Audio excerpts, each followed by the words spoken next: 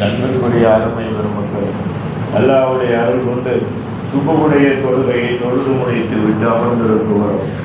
அல்லாஹு தபாரக்கு வ தஆலா இந்த உலகத்தை படைத்து இந்த உலகத்திலே நம்மை மாத்திரமல்ல இந்த உலகத்திலே உண்டான பலவிதமான படைப்புகளை படைத்திருக்கிறார். அல்லாஹ் படைத்த எல்லா படைப்புக்குமே 3 தருணங்களை உருவாக்கி வைத்திருக்கிறான். அன்பிற்குரியவர்களே, 3 தருணங்களிலும் 3 குணங்களை அல்லாஹ் கொடுத்திருக்கிறான். அதாவது பச்சிளம் குழந்தை தருவம், அடுத்தபடியாக வாலிப தருணம், அடுத்தபடியாக வயோதிக தருணம். பச்சிளை குழந்தை தருணத்திலே அல்லாஹ் எதை கொடுத்திருக்கிறான் தெரியுமா? எதையுமே பச்சிளம் குழந்தைகள் பெரிதாக கருத மாட்டார்கள், விளையாட்டை பெரிதாக கருதுவார்கள். அதே மாதிரி வாலிப தருணத்திலே எதை அல்லாஹ் கொடுத்திருக்கிறான் தெரியுமா? அதாவது வாலிப தருணத்தில் எல்லாரும் செய்யக்கூடியது ஒன்றே ஒன்று, நாம் எதை நாடுகிறோமோ அதையெல்லாம் செய்வோம். அதிலே என்ன பணம் செலவழிகிறதா அதை பற்றியும் கவலைப்பட மாட்டோம், மனம் செலவழிகிறதா அதை பற்றியும் கவலைப்பட மாட்டோம். அதாவது வாலிப தருணத்திலே என்ன தெரியுமா? லைபு வலாகுன், வீணாக்குவதை என்ன செய்ய மாட்டோம், அதாவது பெரிதாக கருத மாட்டோம். நாம் எதையெல்லாம் நாடுகிறோமோ அதையெல்லாம் செய்வோம். அன்பிற்குரியவர்களே, அடுத்தபடியாக 3வது தருணம் வயோதிகத்தின் ஆரம்ப தருணம். இது எப்பொழுது ஒவ்வொரு மனிதனுக்கும் கிடைக்குகிறது என்று சொன்னால் 40 வயதை எட்டுகிற பொழுது வயோதிகத்தின் தருணம் ஆரம்பமாகிவிடும். அதற்கு அடையாளம் என்னவென்று கேட்டால், அதாவது 2 வகையான அடையாளம், ஒன்று வெளியே தெரியும், ஒன்று வெளியே தெரியாது. வயோதிகம் ஆகின்றது, ஆரம்பிக்குகிறது என்பதற்கு 2 அடையாளம் அன்பிற்குரியவர்களே. ஒன்று வெளியே தெரியும், ஒன்று வெளியே தெரியாது. ஆனால் வெளியே தெரியக்கூடியது வெளியே தெரியக்கூடாததை தெளிவுபடுத்தும். அது என்ன தெரியுமா? 40 வயதாகின்ற பொழுது ஆணாக இருந்தாலும் பெண்ணாக இருந்தாலும் ஒரே ஒரு முடியாவது நரைக்க ஆரம்பிக்கும், ஒரே ஒரு முடியாவது நரைக்க ஆரம்பிக்கும். அப்படி ஆரம்பித்ததை ஆனால் என்ன, உடலுக்குள் பலகீனம் ஏற்பட போகிறது என்று அர்த்தம், உடலுக்குள் இயலாமை ஏற்பட போகின்றது என்று அர்த்தம். அன்பிற்குரியவர்களே, அடுத்தபடியாக உடலிலே சோம்பேறித்தனம் ஏற்பட போகின்றது என்று அர்த்தம். இந்த வயோதிகம் வறுமையானால் ஒரே ஒரு முடியாவது வெளியே நரைக்கும், நரைத்தால் உடம்பிலே இந்த 3ம் ஆரம்பித்து விடும். இந்த இயற்கையை எந்த செயற்கையை கொண்டும் நாம் மாற்ற முடியுமா என்றால் மாற்ற முடியவே முடியாது. எந்த செயற்கையை கொண்டும் இந்த இயற்கையை மாற்ற முடியுமா என்றால் மாற்ற முடியவே முடியாது. ஏன் அல்லாஹ் இந்த இயற்கையை 3வது வயோதிகத்தின் ஆரம்பத்தை 40 வருஷத்திலே அல்லாஹ் கொடுத்தான் தெரியுமா? மனிதன் தன்னை எதற்காக பண்படுத்தி கொள்ள ஆரம்பிப்பதற்காக. நீங்க உதாரணமா எடுத்துக்கிட்டாங்கண்டா, ஒவ்வொரு நபிமார்களுக்கும் அதிகமான நபிமார்களுக்கு 40 வயதுக்கு பின்னால் தான் நபித்துவத்தை கொடுத்தான். 40 வயதுக்கு முன்னால் நபித்துவம் கொடுக்கப்பட்டவர்கள் ஒரே ஒருத்தர் 2 பேர்கள். சிறு பிராயத்திலே நபித்துவம் கொடுக்கப்பட்டவர்கள் ஒரே ஒருத்தர் 2 பேர்கள் தான். குறிப்பிட்டு சொல்ல போனமையானால் 3 பேர்களுக்குத்தான் சிறு பிராயத்திலே அல்லாஹ் நபித்துவத்தை கொடுத்தான். யாருக்கு கொடுத்தான்? ஈசா அலைஹிஸ்ஸலாம் அவர்களுக்கு கொடுத்தான். அடுத்து தாவூத் அலைஹிஸ்ஸலாம் அவர்களுக்கு கொடுத்தான். சுலைமான் அலைஹிஸ்ஸலாம் அவர்களுக்கு சிறு பிராயத்திலே கொடுத்தான். அன்பிற்குரியவர்களே, மீதம் எடுத்துக்கொண்டோமையானால் எல்லா நபிமார்களுக்குமே வாலிப பிராயத்தில் கூட நபித்துவத்தை கொடுக்கல. வயோதிகம் 40 ஆன பின்னால் தான் என்ன செஞ்சான்? அல்லாஹ் தஆலா நபித்துவத்தை கொடுத்தான். ஏன் வயோதிகம் 40 ஆன பின்னால் நபித்துவத்தை கொடுத்தான் தெரியுமா? ஒவ்வொரு மனிதனுடைய உடலிலே உண்டான ஒவ்வொரு உறுப்புகளும் 40 வயது ஆரம்பிக்கும் போதுதான் என்ன செய்கின்றது? 3 விஷயத்தை சந்திக்குகிறது. சோம்பேறித்தனத்தை சந்திக்குகிறது, இயலாமையை சந்திக்குகிறது, அடுத்தபடியாக பலகீனத்தை சந்திக்குகிறது. இந்த 3ம் ஒரு மனிதனுக்கு ஏற்படுகின்ற பொழுது என்ன செய்யும் தெரியுமா? மனிதனுடைய மூளையாகப்பட்டது, அதாவது அவசரப்பட்டு வேலை செய்யாமல் கொஞ்சம் அமைதியாக வேலை செய்யும். அமைதியாக வேலை செய்கின்ற பொழுது மனிதனுக்கு சிந்திக்கக்கூடிய ஆற்றல் வரும். சிந்திக்கக்கூடிய ஆற்றல் வருகின்ற பொழுது எல்லா வகையான காரியத்தையும் வாலிபத்திலே செய்த மாதிரி, பச்சிளம் குழந்தையிலே செய்த மாதிரி அவசரப்படாமல் வீணாக்காமல் பண்பாடோடு செய்ய ஆரம்பிப்பான். அன்பிற்குரிய அருமை பெருமக்களே, அதே நேரத்தில் அல்லாஹ் தஆலா பச்சிளம் குழந்தையாக இருக்கக்கூடிய காலத்தில் செய்யக்கூடிய எல்லா காரியத்தையும் அல்லாஹ் தானாக மன்னித்து விடுகிறான். வாலிபத்தில் செய்யக்கூடிய எல்லா வகையான காரியத்தையுமே அல்லாஹ் பொறுப்படுத்துவது கிடையாது. அதே நேரத்திலே வயோதிகத்தை அடைந்து விட்டோமையானால் அல்லாஹ் நம்மளுடைய ஒவ்வொரு முன்பின்னையும் பார்க்குகிறான். பார்த்து அல்லாஹ் சொல்லுகிறான், உனக்கு 2 தருணம் கொடுத்து விட்டேன். இந்த 2 தருணத்திலும் நீ நினைத்ததையெல்லாம் செய்தாய். ஆனால் இப்போது 3வது தருணம், உன்னுடைய வாழ்க்கையை நிர்ணயிக்கக்கூடிய தருணம். அடுத்த உலகத்தில் எத்தனை ஆண்டு காலங்கள் இருக்க வேண்டும் என்பதை இந்த தருணத்திலே நீதான் நிர்ணயிக்க வேண்டும்.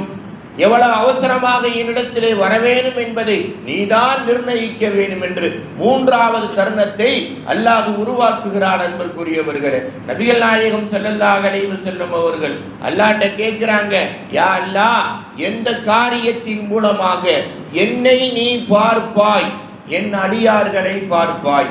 எந்த காரியத்தின் மூலமாக என்னை நீ வெறுப்பாய், என் அடியார்களை வெறுப்பாய்?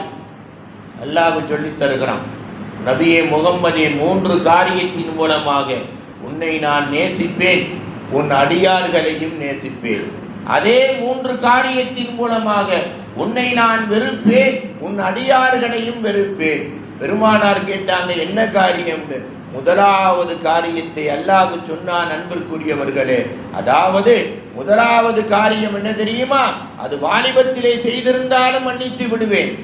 பச்சிளங்குழந்தை பருவத்திலே செய்திருந்தாலும் மன்னித்து விடுவேன். பச்சிளங்குழந்தை பருவத்தில் யாரும் செய்ய மாட்டார்கள், மன்னித்து விடுவேன். ஆனால் வயோதிக பருவத்தில் அந்த காரியத்தை நினைத்தாலே மன்னிக்க மாட்டேன், அந்த காரியத்தை பார்த்தாலே மன்னிக்க மாட்டேன், அந்த காரியத்தை செய்தால் எனக்கு கோபம் வரும். என்னான்னு கேட்டாங்க ஸல்லல்லாஹு அலைஹி வஸல்லம் அவர்கள். வயோதிக பருவம் வந்தவினால் என்ன, உன் மனைவியை விட்டுவிட்டு அடுத்த பெண்ணை பார்த்தவுடனே இவள் மனைவியாக வந்திருந்தால் நன்றாக இருக்கும் என்று நினைத்தாலே பாவம், அதற்கு தண்டனை எழுத சொல்லுவேன். அடுத்தபடியாக உன் மனைவியை விட்டுவிட்டு, உன் மனைவி போன்ற பெண்கள் உன் மனைவியை விட அழகாக இருந்த போதிலும் கூட நீ அல்ல, உன் போன்ற ஏதாவது ஒரு ஆண்கள் மனைவியாக ஆக்கிக் கொண்டார்களேயானால், தாலி கட்டா மனைவியாக ஆக்கிக் கொண்டார்களேயானால், அந்த பெண்ணின் மூலமாக அவர்கள் செயல்படுவதை பார்த்து நாமும் இப்படி செயல்பட்டால் நன்றாக இருக்குமே என்று நீ நினைத்தால் அதுவும் பாவம், அதுவும் எனக்கு பிடிக்காது. அடுத்து 3வது தருணத்தை சொல்ற அல்லாஹ், உன் மனைவியை விட்டுவிட்டு அடுத்த பெண்ணை தாலி கட்டாமல் மனைவியாக ஆக்கிக்கொண்டு அந்த பெண்ணிடத்திலே உன் மறைவான உறுப்பை நீ பயன்படுத்த ஆரம்பித்தால் அது பாவத்திலும் பெரும் பாவம் அப்படின்னு சொல்லிட்டு அல்லாஹ் சொல்றான், வலா தக்ரபு ஸினா.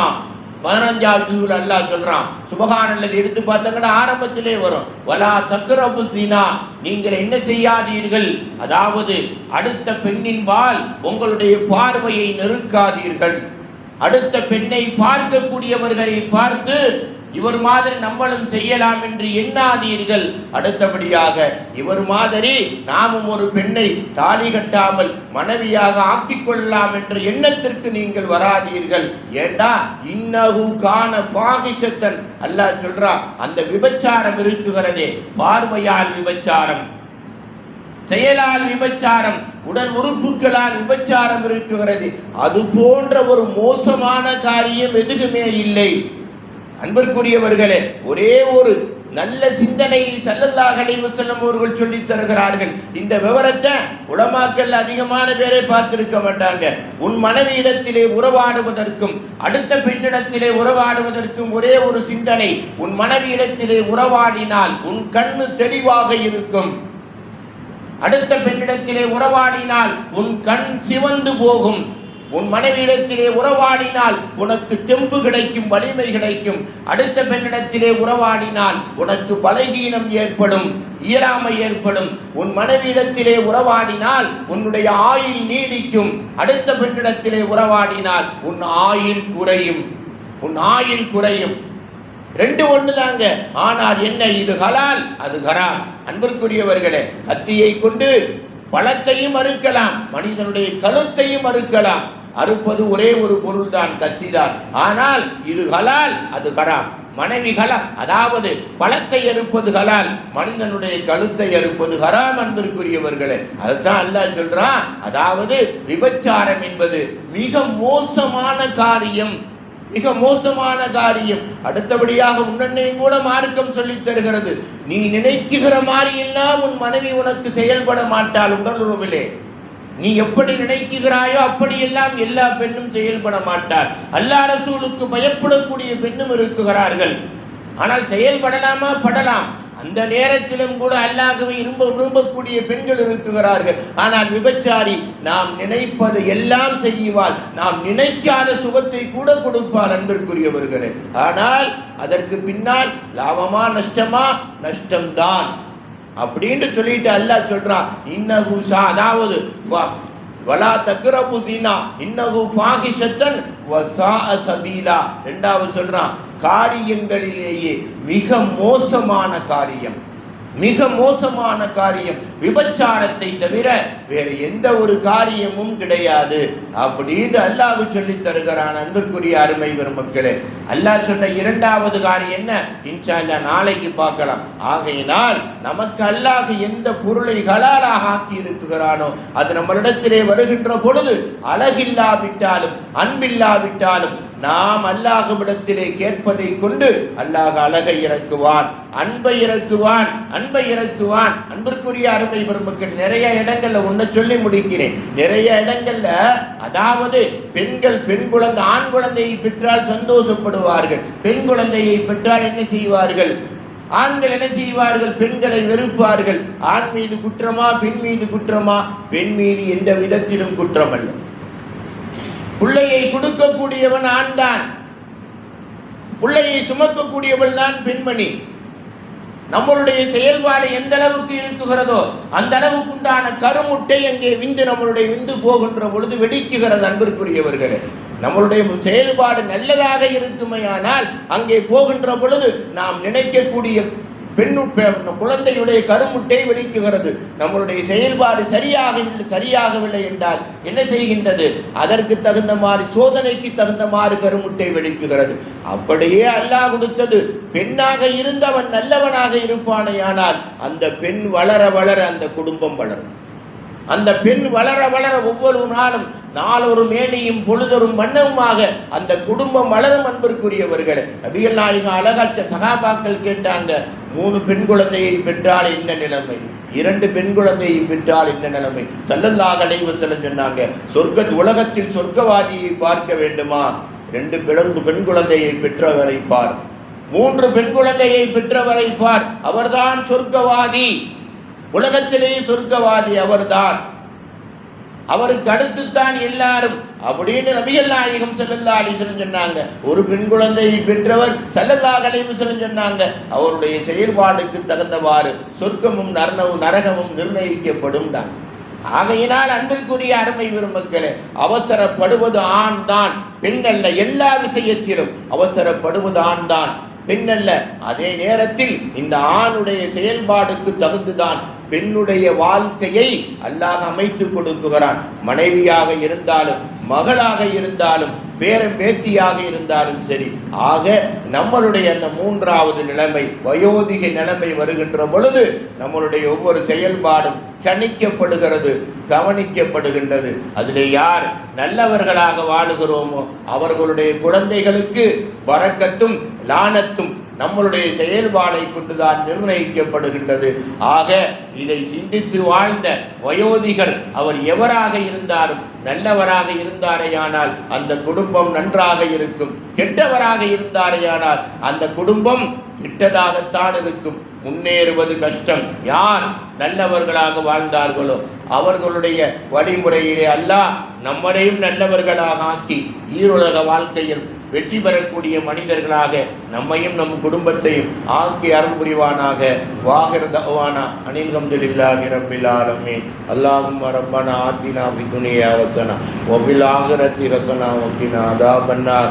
அல்லாஹும்ம ரப்பிர்ஹம்ஹுமா கமா ரப்பவுனா சிகாரா வ ஸல்லி அலன் நபி சய்யிதினா வ நபீனா மௌலானா முஹம்மது வ அலா ஆலிஹி வ அஸ்ஹாபிஹி அஜ்மஈன் பிரஹ்மதிக யா அர்ஹமர் ராஹிமீன்.